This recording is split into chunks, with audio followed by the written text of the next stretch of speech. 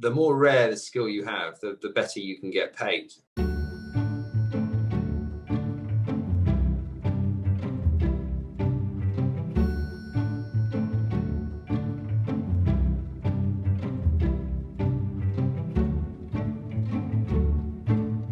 Best industry, look, I think the way the world of work is moving, and particularly in this sort of post-COVID or during COVID period, technology and digital skills are in heaviest in demand that I found. So that's really where most of the recruitment's been for our business, has been in the technology sector and the digital market, and albeit those things all connected to digital.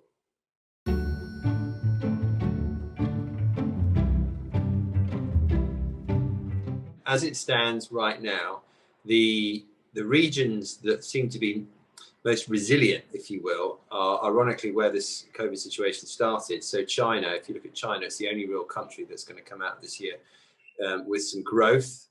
So certainly Asia Pacific has sort of been brought on by the momentum that China's carried with it. I would say also that the Middle East market has proved to be quite resilient as well. So a lot of diversification going away from oil and investment into digital there, and just general growth in Asia that's still flowing, largely brought on by the momentum of China. That I think has been the key areas. It's still quite slow in US, Europe, and Australia is slowly coming back to life, but not as quick as Asia.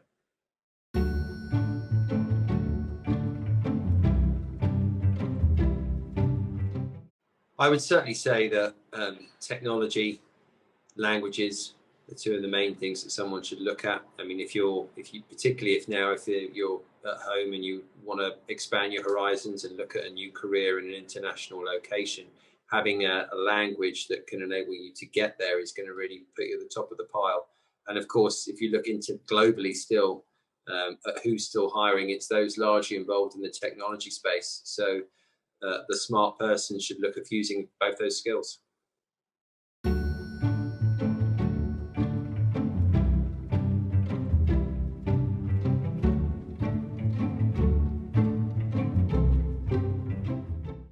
In answer to that question, I would say that this is the first year where we're really seeing the sort of development and advancement of remote working.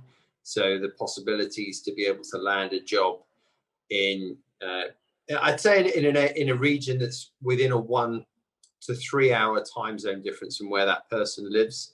I still think it's going to be very hard, say if you're in the UK and want to have a job in Latin America, or in Latin America and want to have a job, say in Asia. It's, the time zones are going to make that really quite difficult for you. So if you're going to look to do remote working, it's typically somewhere where logistically it works best as well.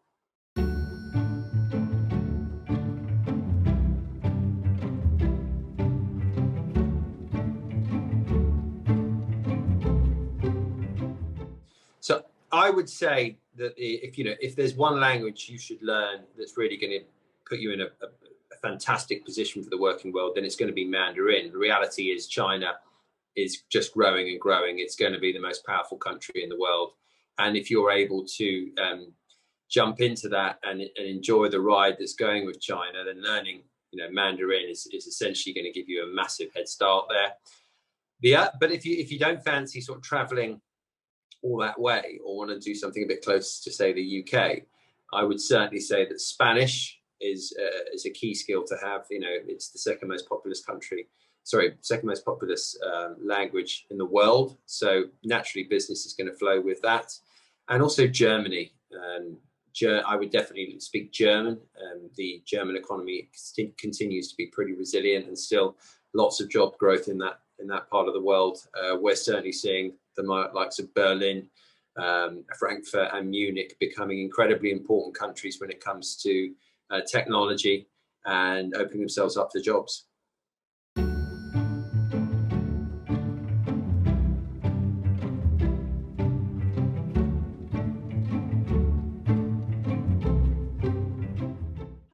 I think learning a language tells an employer that you're committed to embedding yourself not only into the work, but into the culture of anywhere you wish to go, or and I think from an employer's perspective, it also gives you those softer skills that allow you to really sort of flourish in any destination that you would choose to operate in.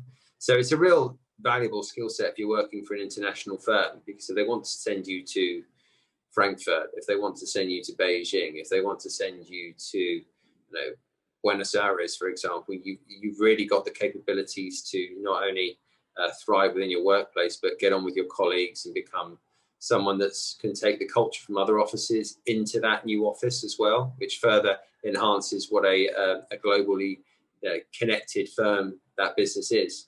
So that's a real plus point for an employer, and I can't see why anyone would not want to take someone with the language and the ability to immerse themselves in that culture forward.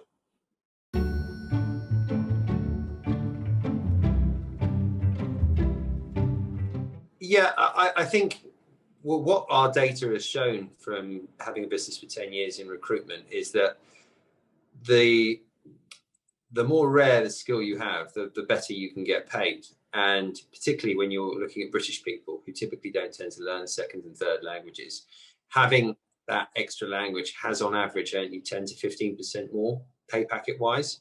And in addition to that, I think if you were to learn a skill that's such as software, or if you were against cloud computing or engineering and have that language experience as well, you could probably increase that by more than 15% and sometimes maybe to 20, 25%.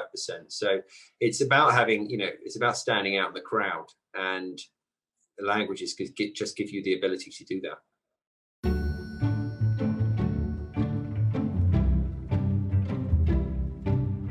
The best way to learn a language, I would say, is first of all show an interest in it. It would be that through business, or where somewhere you want to work in, or be it through somewhere you want a destination you feel you want to purchase a property and go there frequently on holiday, etc. So have an interest in it, and then learn the language in your own time. Download courses, listen to podcasts, get your earphones in when you're in the commute, or when you're traveling in the car. And Rosetta Stone have a number of really good language packages and courses which I would recommend you use.